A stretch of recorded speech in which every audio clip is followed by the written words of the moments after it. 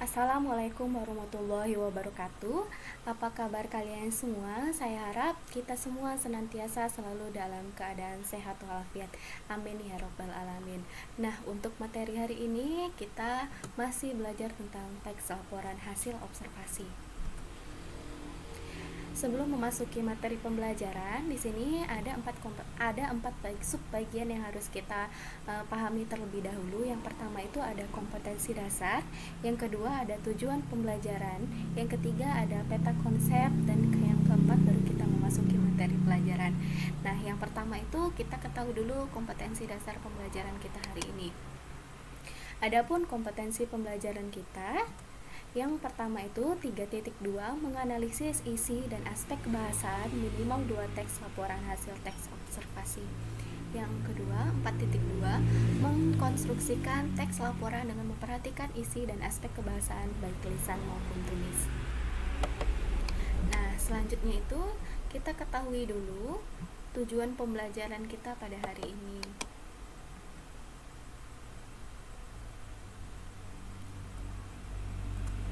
Nah, adapun tujuan pembelajaran kita ada dua. Setelah mempelajari materi ini, siswa atau kalian diharapkan mampu yang pertama melengkapi isi laporan teks hasil observasi, yang kedua membenahi kesalahan isi teks laporan hasil observasi.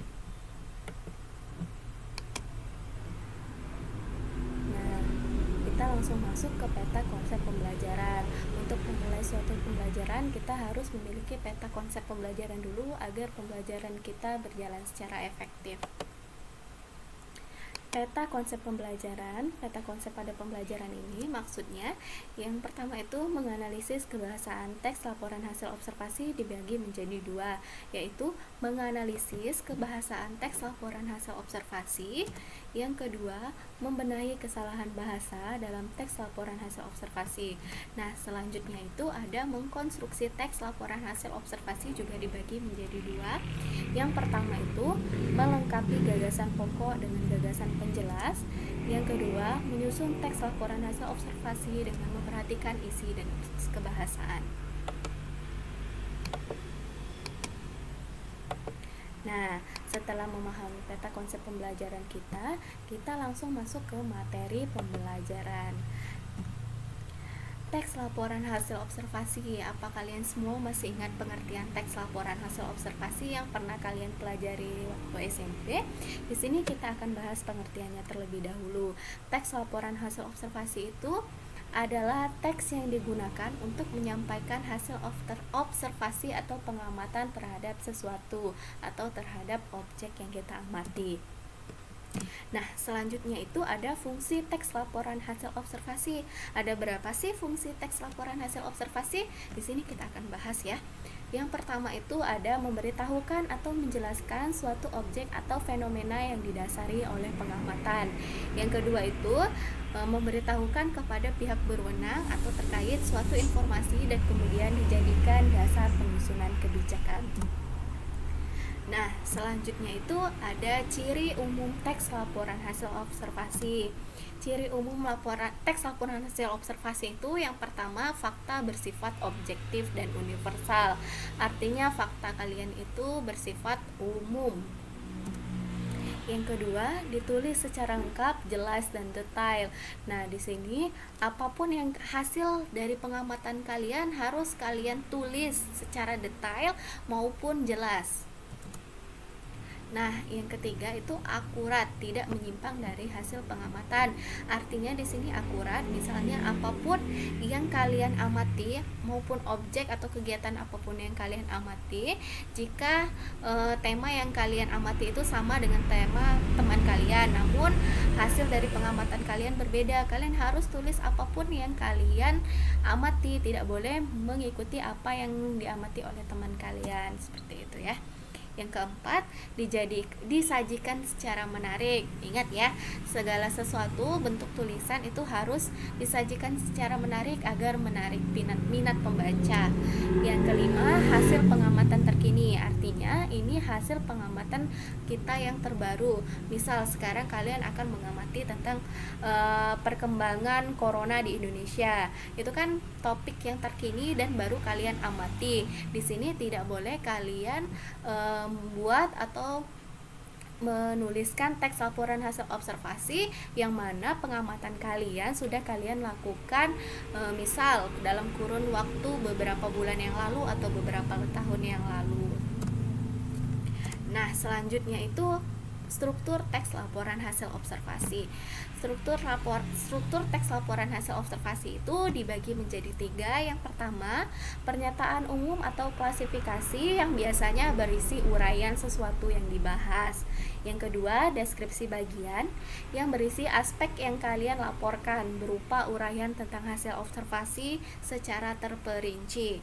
Nah, yang ketiga itu ada deskripsi manfaat, menunjukkan bahwa setiap objek yang kalian amati memiliki manfaat dan fungsi pada kehidupan.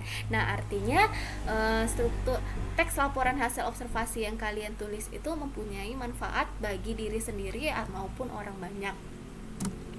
Selanjutnya itu apa saja sih ciri kebahasaan teks laporan hasil observasi? Nah, kita akan bahas di sini.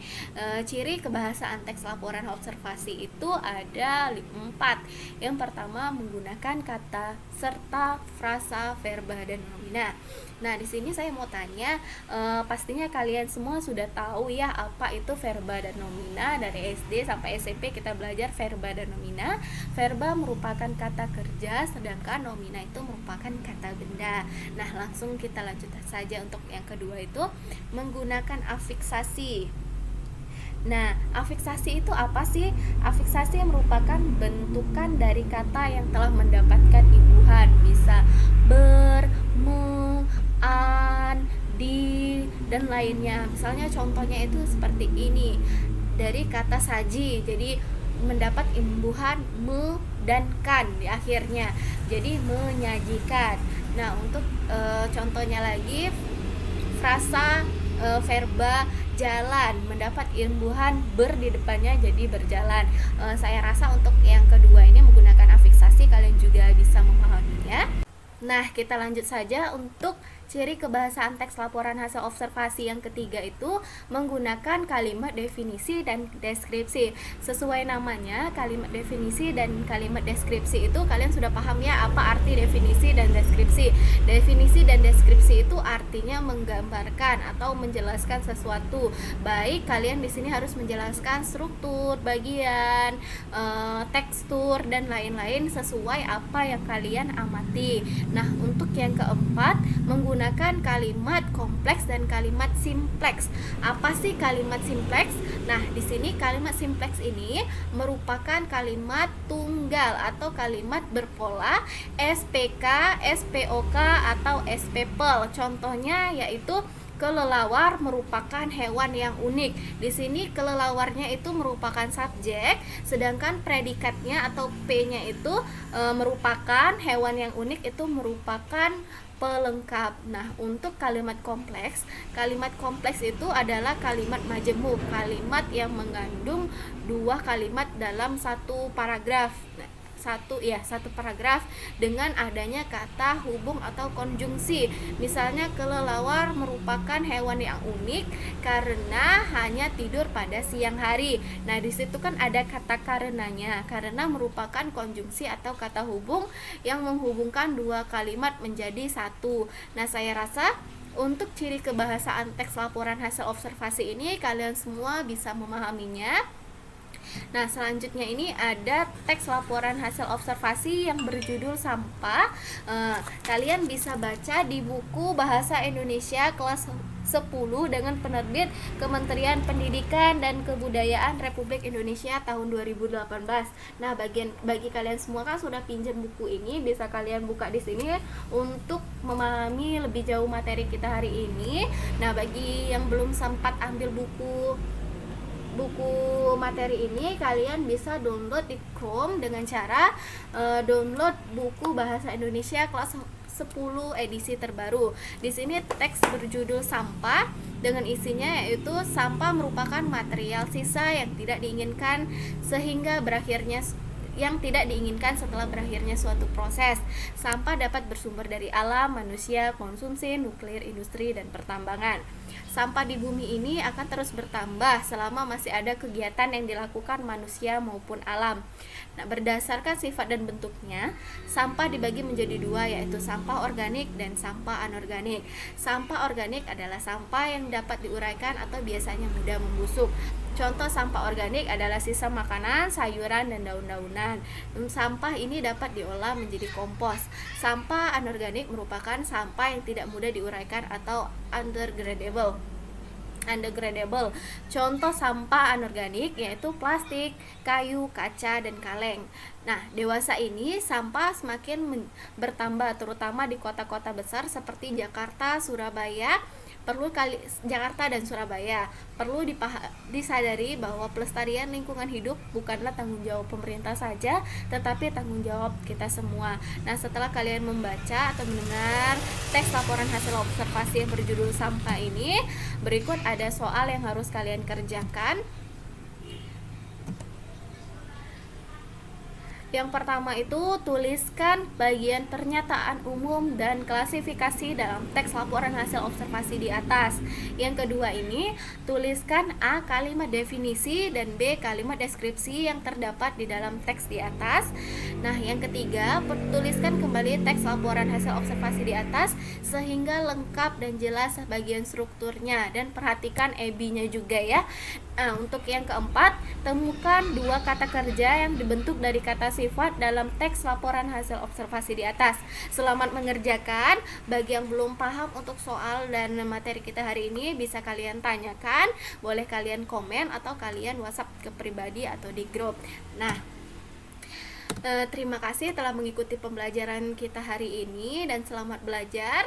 Sampai berjumpa di pertemuan selanjutnya. Semoga apapun yang kita pelajari hari ini bermanfaat dan berguna bagi kita semua. Wassalamualaikum warahmatullahi wabarakatuh.